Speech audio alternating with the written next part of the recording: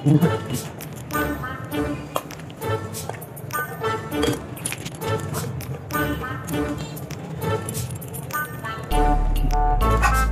अचो अचो अचो अचो साईं मानी तैयार है साईं बिल्कुल मानी तैयार है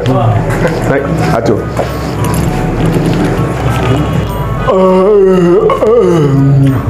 इमदाद साहब ये कड़ो तरीक़ो आहे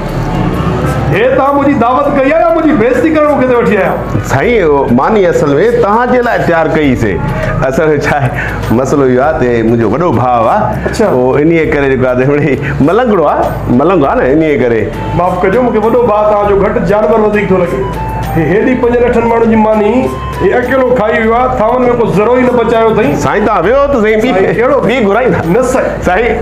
वाह दादा समझा साईं मुखे सबसाजार में दावत हुई अच्छा हां हां दोस्त जी शादी जी मां उहा भी छडे आयो ता जे करे साईं मां ता वधिक तो खरा साईं ये न कयो ये न कयो ता हिन गरीब के कराई बेइज्जती हां को साल जो बुखायला हिन के कराई बेइज्जती शर्म न तो चई साईं अचो तो वियो तो शर्म से अचण वारी शय कदे कदे ईंदो आहे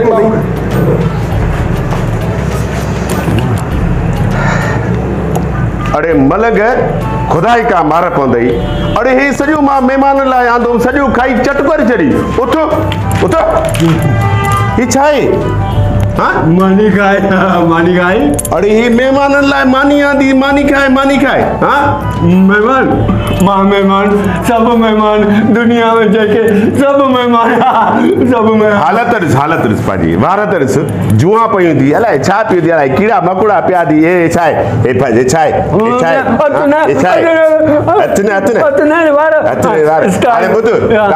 चुप कर चुप हल तो के मानू बनाया वार बार ठाराया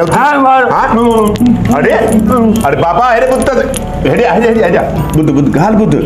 तोखे मां होटल ते हली मानी तो कराया फर्स्ट क्लास जबरदस्त मानी कराया छडी ने के बाबा उठी हां उठी शाबाश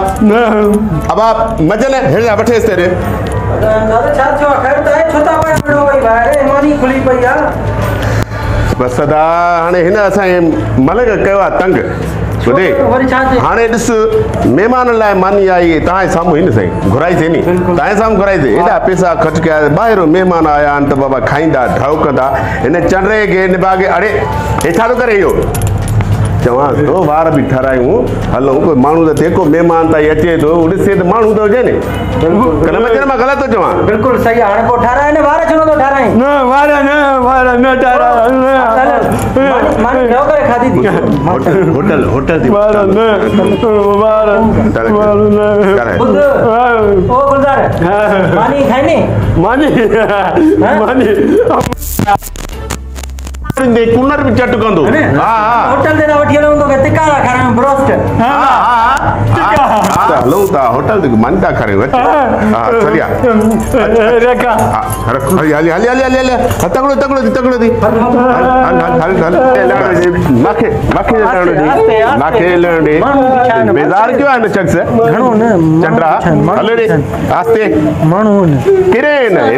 न आस्ते अरे मजर बैठे हां हेठती आस्ते लो बैठे हां होटल दे ने होटल दे अल्लाह तू मानी खराई वे मानी होटल यार अरे वे तो सही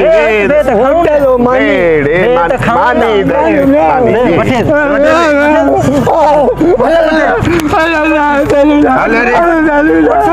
मिस्त्री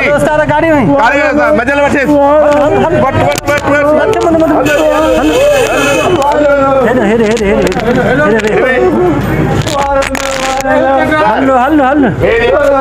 हलो रे तू रे अदाइला वार ठाए इने तंग के वार ठाए बस ताने वार ठाए मानू का वार ठाए अब उस्ताद तू मानू करे दे ना केमो सा मानू रस बस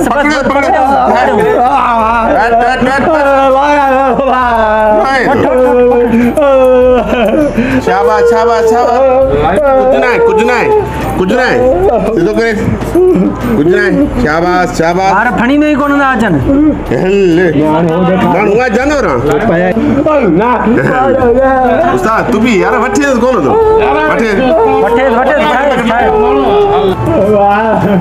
हाने मानू का बड़ा मानू थी हाने मानी मानी खराई गाली होटल में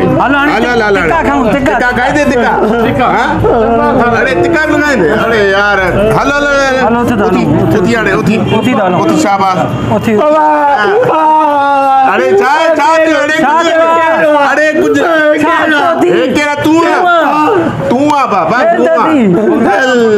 मानू आ तू भी खेलता है गुलजार हाँ सही है ओके हाँ तू हीरो जबरदस्त मानू शाबाश उठी हाणे खाऊं टिक्का भी खाऊं कबाब भी खाऊं हल